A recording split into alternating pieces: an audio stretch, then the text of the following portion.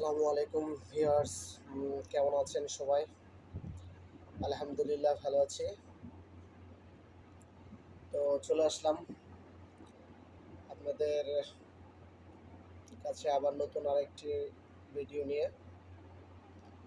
তো ভিডিওটা না টেনে সম্পূর্ণ ভিডিও এমনকি প্রত্যেকটা কথা সুন্দরভাবে শুনবেন, মনোযোগ দিয়ে শোনার চেষ্টা করবেন।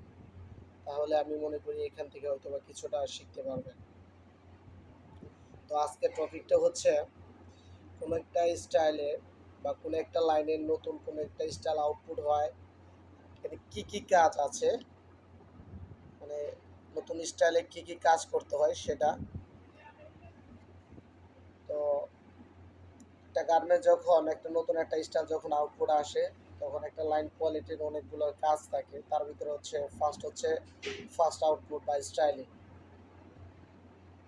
স্টাইলিং এর প্রথম ধাপে হচ্ছে লাইন কোয়ালিটি 2 পিস গার্মেন্টস নিবে। 2 পিস গার্মেন্টস নিবে এবং এই 2 পিস গার্মেন্টস পিপি স্যাম্পলের সাথে খুব ভালোভাবে all process and all workmanship cross check করে মিলিয়ে নিবে। এরপরে হচ্ছে মিলানো শেষ হওয়ার পর ফার্স্ট আউটপুটের জন্য এক বান্ডিল যে গার্মেন্টস নেওয়া হয়েছিল, যে প্রথম বান্ডিল দিয়ে লেআউট শুরু করেছিল, এই গার্মেন্টসের অল গার্মেন্টসগুলো প্রত্যেকটা পয়েন্ট টু পয়েন্ট চেক করবে এবং সেখানে যে ডিফেক্টগুলো পাওয়া যাবে সেই ডিফেক্টের উপর বেস করে সকল অপারেটর, সুপারভাইজার এবং লাইন চিফকে নিয়ে একটা পকেট মিটিং করবে। 2 piece garments before iron measurement report করবে এবং আফটার আয়রনের পরে মেজারমেন্ট রিপোর্ট করবে। ফার্স্ট আউটপুট স্টাইলিং রিপোর্ট করবে।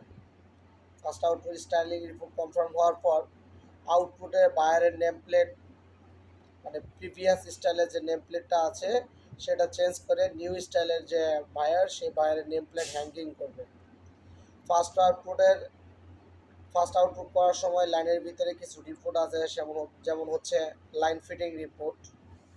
তারপরে যদি স্ন্যাপ বাটনের আইটেম থাকে সেক্ষেত্রে ফুল টেস্টের রিপোর্ট, প্লাস্টিক বাটনের আইটেম থাকলে plastic button full test report, plus হচ্ছে ভিঙ্গো cut measurement report, cut panel report, SPI report এবং অল রিপোর্ট রেডি করবে।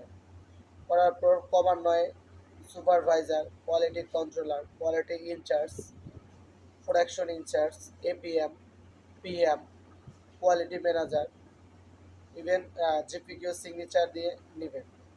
স্টাইলিং সবার কাছ থেকে স্টাইলিং কনফার্ম করে সিগনেচার নেওয়ার পর সেই গার্মেন্টসটা